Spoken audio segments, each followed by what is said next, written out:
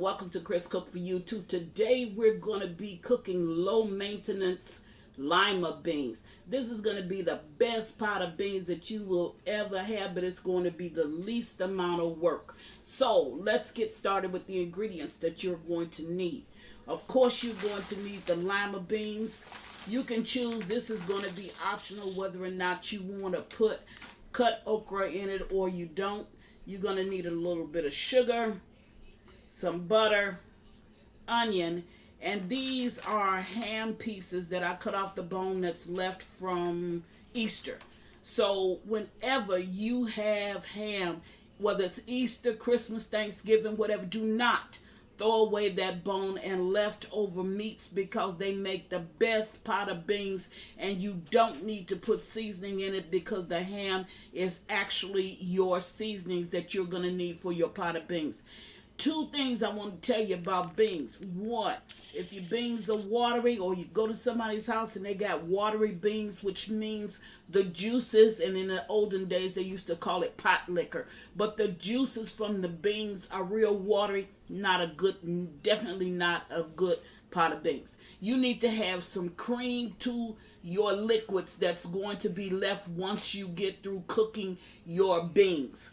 If your liquids is creamy, 9 times out of 10, you got a very, very good pot of beans. And when you're going to visit somebody, that's how you can tell the difference. If it's watery, you can turn the beans down. But if it has a cream to the liquids that's left in the pot, that's a very good pot of beans. Now, the one thing that you don't see is salt. And that's because I don't use salt in beans, because it will bust the beans until you finish cooking. Once you cut your stove off, then you can go ahead and add your salt and anything else that you might want to add to flavor up your beans. Normally, the only thing that you will see me add is onion powder, garlic powder, and salt. I don't use a lot of pepper because my foods have to be kid friendly, but that does not stop you. So we're going to go away. I'm going to get my onion all chopped up. I'm going to meet you at the stove. This is very low maintenance, and it'll be a quick way to put it together, and all you have to do is wait for the stove to finish the cooking. Be right back. Okay, now I'm at the stove. I have my stove set on low, and remember, I'm not going to add any salt or anything else that I might want to flavor my beans with until the very end. 9 times out of 10, it'll only be salt, because this that I'm getting ready to drop in there now, which is the ham, that's going to add all the flavor that's necessary for this. Now, if you want to use smoked meat will do the same thing that this ham is going to do, but it won't be as flavorful. You're going to get a lot of flavor from that ham bone or leftover ham pieces. And you don't want to throw it away. You know I don't throw away anything, so I'm using it in this just like I would use it in anything that I'm cooking, whether it be greens or beans. Now, I'm going to go ahead, and you can do all of this at the same time. This is a 12-ounce package of beans. I'm going to go ahead and add 2 of them.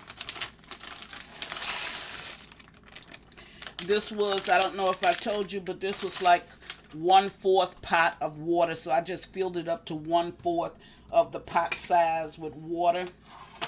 I'm going to add my chopped up onion, and this would really be like 1/4 of an onion, maybe a little bit more.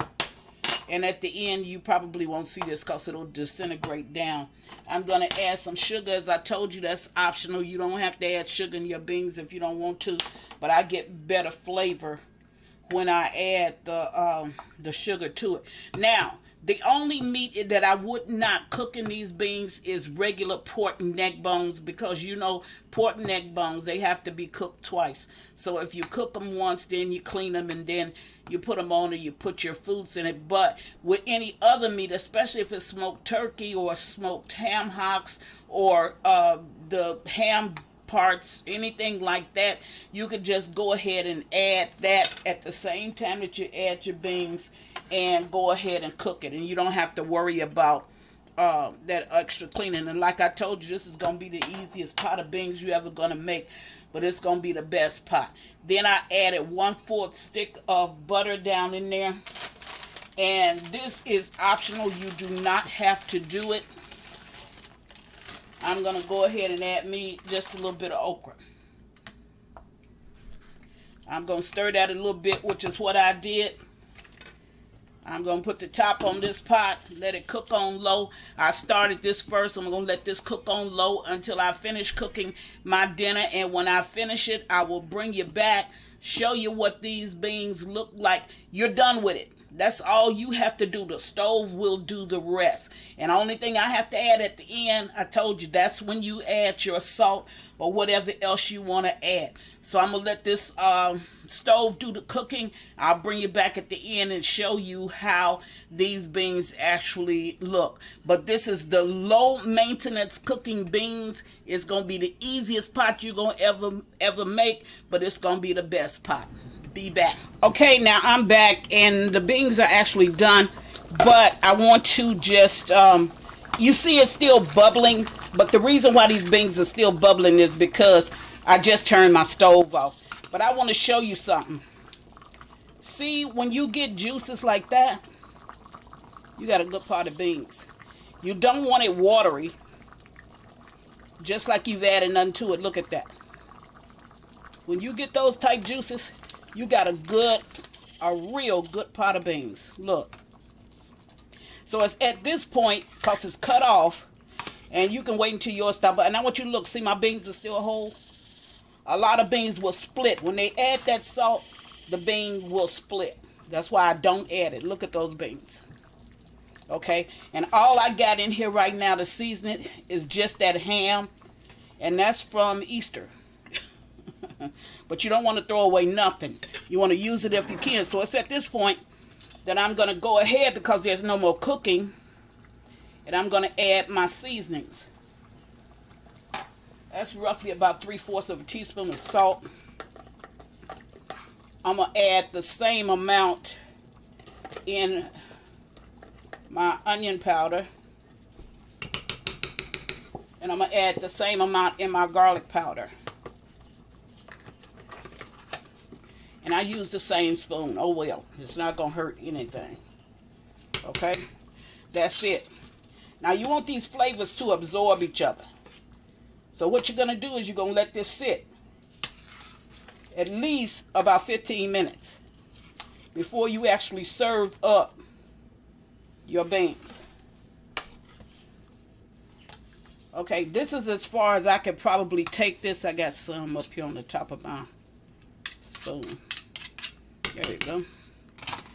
All right, this is part of my dinner. So this is as far as I could take this bean video. Those beans really look good. And I mean, that creamy sauce on it is going to make these beans, oh, so delicious. That's a piece of fat meat. Okay. Alrighty. So I'm going to let this sit a few minutes, 15. And then I'm going to bring you back. But that's what a real good pot of beans actually look like.